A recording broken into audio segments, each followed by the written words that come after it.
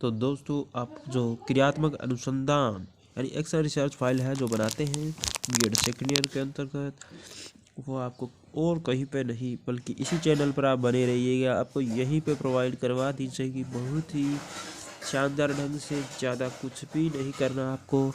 देखिएगा मेरे साथ में, वीडियो को बिना स्किप करिएगा और आपको ये वीडियो एंड तक पूरा देखना है और जो भी आपकी फाइल है उसको पूरा करना है।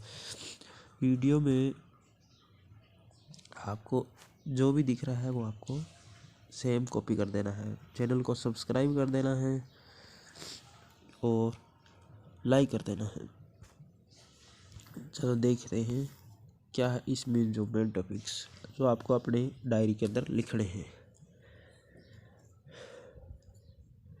तो ये जो है क्रियात्मक अनुसंधान जो फाइल है उसके अंदर जो कथन है उसके बारे में आपने लिख देना है। ये जो लिखा हुआ होगा पहले से, अगर नहीं लिखा है तो आप इसको कॉपी कर दीजिएगा। जो आपका टॉपिक है वो यहाँ पर लिखेगा, जो मैंने पेन से लिख दिया है ना, छात्रों का विद्यालय से भाग जाना, यही मेरा टॉपिक है। जो इसको प्रकरण है इसको यहाँ पे लिख देना है और आपकी क्लास जो द्वितीय वर्ष फर्स्ट वर्ष है जो यहाँ पे लिख देनी है।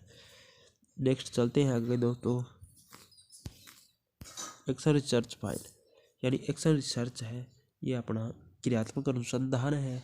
इसकी खोज किसने की थी, इसमें क्या व्यवस्थित समूह है, क्रियाओं है, इनमें क्या सुधार विकास लाना, यही तेरा एक्शन रिसर्च हो जाएगा। शिक्षा का भी क्षेत्र में क्रियात्मक अनुसंधान की प्रक्रिया क्या है, क्या प्रयोग में लाया जाना चाहिए, इसका श्रेय किसने दिया, ये सभी एक्शन रिसर्च में आपको साफ साफ लिख देना है।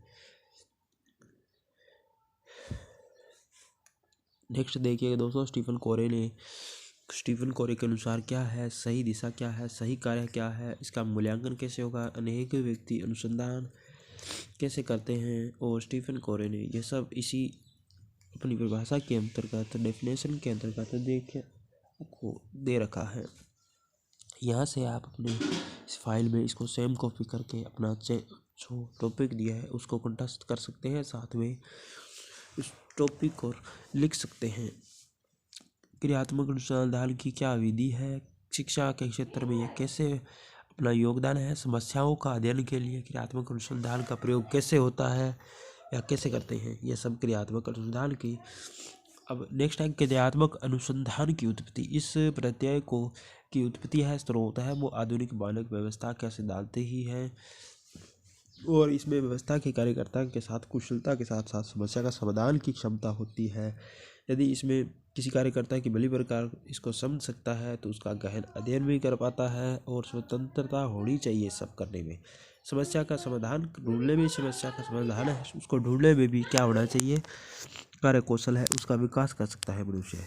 तो यह सब टॉपिक आपको सेम के सेम है जो लिख देने हैं। मेन टॉपिक्स है, इसमें मेन क्लियर जो फैक्ट दिए हैं मैंने वो आपको लिख करके मैंने आपको दिखा रहा हूँ। व्यक्ति सफल हो जाता है, किस प्रकार व्यक्ति सफल हो जाता है, किस प्रकार अपना लक्ष्य है वो पा लेता है, यह सब इस टॉपिक के तहत चल रहा है। शिक्षा के क्षेत्र में क्रियात्मक अनुसंधान है उसको 1926 में माना जाता है और बकिंघम ने अपनी पुस्तक लिखी थी रिसर्च फॉर है टीचर्स है, उसमें सर्वप्रथम ये प्रयोग किया था। अनुसंधान के सोपान है, नेक्स्ट है अनुसंधान के सोपान। भाई अनुसंधान के सोपान क्या है, समस्या का चयन है, परिकल्पना का प्रतिपादन है, शोध की रूपरेखा है, प्रदत्तों का संकलन है, प्रदत्तों का विश्लेषण है, समानीकरण निष्कर्ष का प्रतिपादन है, ये सब है। इसमें सोपान दिए गए हैं। प्रथम सोपान में है जिससे समस्या का सीमा होता है उसके बारे में दिया गया है, इसके लिए चिंतन की आवश्यकता होती है। दूसरे में क्या दिया है, संभावित समाधानों के लिए कथन दिए जाते हैं, उसको परिकल्पना कहते हैं। परिकल्पना से संभावित समाधान होता है। तो इसमें तीसरा दिया है कि परिकल्पनाओं की पुष्टि के लिए प्रारूप तैयार करना होता है। तो प्रारूप तैयार करने में प्रविधियों के संबंध में निर्णय लेते हैं, फिर परीक्षा का चयन किया जाता है। चौथा इसमें दिया है सोपान के प्रदत्तों का संकलन किया जाता है, परीक्षा छात्रों को देकर उनका अंकन किया जाता है और प्रदत्तों की व्यवस्था की जाती है। पंचम हो जाएगा पंचम हो जाएगा दोस्तों, पद्धतों का सार्थक बनाने के लिए सांख्यिकी प्रविधियों का प्रयुक्त किया जाता है। पद्धतों का विश्लेषण के लिए परिकल्पनाओं की पुष्टि की जाती है। छठा हो जाएगा, इसमें प्रतिपादन किसका होता है? निष्कर्षों का प्रतिपादन होता है। कार्यों को मुख्य रूप से दो भागों में बांटते हैं, मौलिक और क्रियात्मक। मौलिक के अंतर देखो दोस्तों, मौलिक के इसने अंतर बताया है क्रियात्मक अनुसंधान और मौलिक में। तो मौलिक में नए तथ्यों की सत्यता का खोज होता है, और क्रियात्मक में विद्यालय तथा कक्षा शिक्षण की कार्य प्रणाली है उसमें सुधार होता है। इसमें विद्यालय निरीक्षण समस्या के प्रत्यक्ष संबंध से होता है। ये स्नातकोत्तर की उपाधि लेना आवश्यक होता है इसमें, मौलिक में। ये समझ गए होंगे। इसमें आपको अलग अलग दिया है, समस्या का रूप दिया है, समस्या का रूप किस प्रकार व्यापक होता है मौलिक में। क्रियात्मक में देखो, परिकल्पना का प्रतिपादन किस कारण पे होता है, और मौलिक में है वो अनुभव पे आधारित होता है। पांचवा है, इसमें देखिएगा रूपरेखा कितनी लचीली होती है, प्रशिक्षण की आवश्यकता पड़ती नहीं है। इसमें प्रशिक्षण के मौलिक में प्रशिक्षण की आवश्यकता पड़ती है। कार्यविधि की समस्या का समाधान व्यवहारिक रूप से होता है, इसमें व्यवहारिक रूप से समाधान है वो तथ्यों पर आधारित होता है। शिक्षक समय निर्णय लेता है, और समय समाधान कहाँ से सफलता मिली है, शिक्षक को सफलता मिलने पे पुनर्बलन किस प्रकार मिलता है, ये सब होता है। जबकि मूल्यांकन में बाह्य होता है, विशेषज्ञ नियुक्त किए जाते हैं, उपाधि प्रदान की जाती है, शिक्षक को कार्यकुशलता का अवसर मिलता है, अपनी कार्य प्रणाली में सुधार और विकास करता है। और जबकि मौलिक में अध्ययन करके व्यवहार है विज्ञान का विकास किया जाता है और सूझ विकसित की जाती है। क्रियात्मक उद्देश्य हो जाएगी, क्रियात्मक अनुसंधान के जो उद्देश्य है उनके बारे में देखना है।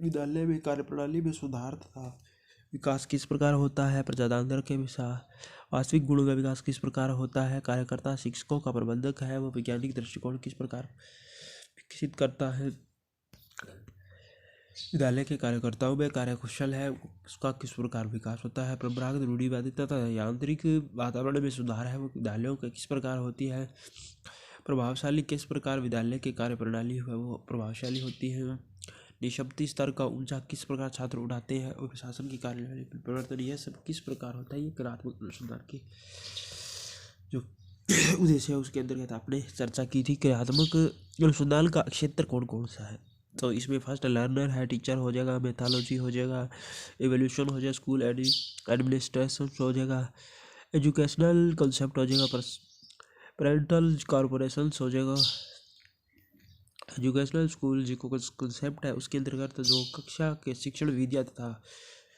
युक्तियों में सुधार है वो किस प्रकार लाना है, सहायक सामग्री की उपयोगिता का निर्णय कैसे लेना है, अभिरुचि तत्परता एवं जिज्ञासा में वृद्धि के लिए, गृह कार्य की प्रणाली से प्रभावशाली बनाने के लिए, अनुशासन को बनाए रखने के लिए, ये सब क्रियात्मक अनुसंधान के जो क्षेत्र के उद्देश्य है वो है। अनुसंधान बनाए रखने में भाषा शिक्षण के वाचन समस्याओं के सुधार में, छात्रों की उपस्थिति तथा विलंब के उठाने में, समस्याओं को निराकरण में किस प्रकार है वो समस्या का निराकरण होगा, आदान प्रदान होगा, समस्याओं का समाधान होगा, विद्यालय में प्रबंधन संगठन उपस्थित समस्याओं का निराकरण है वो किस प्रकार होगा, ये सब आपको इसके उद्देश्य में लिखने देना। नेक्स्ट देखिएगा दोस्तों, क्रियात्मक अनुसंधान की प्रायोगिक योजना प्रारूप, यानी योजना का शीर्षक यहाँ से स्टार्ट होता है। जो इसमें आपको टॉपिक दिया जाएगा वहाँ पे जो केस स्टडी है वो सेकंड ईयर की है। ये फर्स्ट ईयर में आपको किसी का चित्र देकर उसका जो लिखना होता है पूरा बायोडाटा है, वो उसने क्या किया है, वो पीछे की कौन सी कक्षा में कैसे उसने अंक प्राप्त किए हैं, उसके पिताजी क्या काम कर रहे हैं, और उनकी आय वगैरह सब लिखी जाती है। फर्स्ट ईयर की जो फाइल बनती है उसके बारे में। वो वीडियो आपको नहीं मिला या वीडियो उस पर नहीं बना है तो मेरे को कमेंट करके बता दीजिएगा, मैं उस पर नया वीडियो बना दूंगा। योजना का शीर्षक लिख देना है, अनुसंधानकर्ता कौन है उसका नाम लिख देना है, योजना की पृष्ठभूमि कैसी है, छात्र विद्यालय से बिना छुट्टी लिए कैसे भाग जाते हैं। तो ये मेरा टॉपिक था कि छात्रों का विद्यालय से बिना छुट्टी लिए भाग जाते हैं, वो क्यों भाग जाते हैं, इसके बारे में अब चर्चा होगी। कि छात्र है वो विद्यालय से बिना छुट्टी लिए कैसे भाग जाते हैं, क्योंकि मनोरंजन के साधनों का अभाव है। छात्रों को घूमने फिरने की आदत के कारण क्या होता है, योजना की पृष्ठभूमि यही है कि बिना छुट्टी लिए भाग जाते हैं छात्र।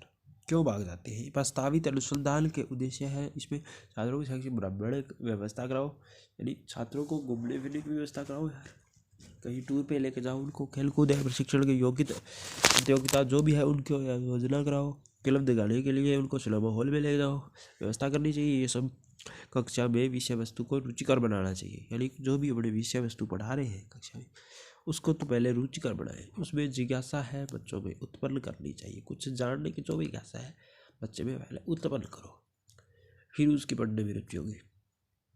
इस प्रकार वह विद्यालय में टिक पाएगा। नेक्स्ट है विद्यालय के लिए योजना का उपयोग। विद्यालय के लिए योजना का उपयोग विद्यालय में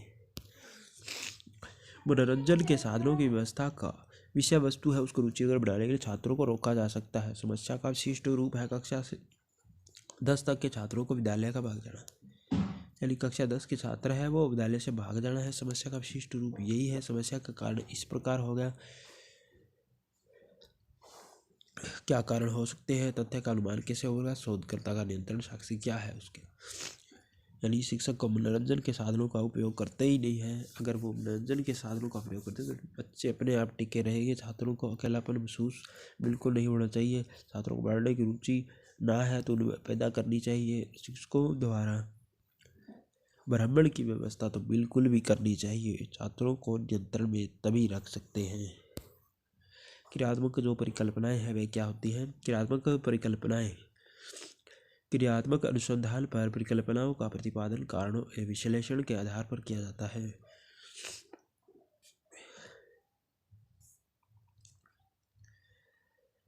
प्रथम परिकल्पना कौन सी हो जाएगी? प्रथम परिकल्पना विद्यालय में छात्रों को बनाए रखने के लिए मनोरंजन के साधन है वो उपलब्ध करवाओ भाई, यानी विद्यालय में जो भी मनोरंजन के साधन हैं उनसे तो बच्चे लाभान्वित होंगे, मनमोहक होंगे, क्योंकि मनोरंजन के साधन के साथ साथ उनमें स्टडी के प्रति है जिज्ञासा बनी रहेगी, रुचि बनी रहेगी। दूसरी है कि विद्यालय में खेल प्रतियोगिता है, अन्य कोई प्रकार की प्रतियोगिताएं रखकर विद्यालय से भागने वाले छात्रों का सुधार किया जा सकता है, यानी कोई खेल प्रतियोगिता रखें जिससे भागने वाले छात्र हैं वो भागे नहीं और खेल के प्रति अग्रसर हो जाए और अपने विद्यालय में पढ़ाई के प्रति उनमें सुधार हो सके और वो भाग ना पाए। तीसरा हो जाएगा इसमें अलग नेक्स्ट हो जाएगा क्रियात्मक परिकल्पना की सार्थकता के लिए रूपरेखा क्या है वो निर्धारित की गई है। क्रियात्मक अनुसंधान के लिए रूपरेखा है वो प्रयुक्त की जाती है सार्थकता के लिए। प्रथम परिकल्पना की सार्थकता के लिए प्रयुक्त रूपरेखा निम्न है। कार्यान्व विधि, अपेक्षित साधन, समय, यानी कौन कौन छात्र है अकेलापन महसूस करते हैं। विधि इसमें क्या हो जाएगी? अध्यापक कक्षा में अवलोकन तथा पूछताछ कर सूची तैयार करेगा। अपेक्षित साधन पूछताछ है वो इसमें आपको करनी है। समय 1 दिन दिया जाएगा। छात्रों को एक दूसरे से बातचीत कर मित्रता करने के लिए कहा जाएगा। मित्रता करवा करके अभिभावकों को उसे समझाने मित्रता के लिए कहा जाएगा। 3 दिन के अंतर्गत यह करवाना होगा आपको। भागने वाले जो छात्र हैं उनके लिए मनोरंजन के साधन उपलब्ध करवाए जाएंगे। भागने वाले छात्रों की सूची तैयार की जाएगी।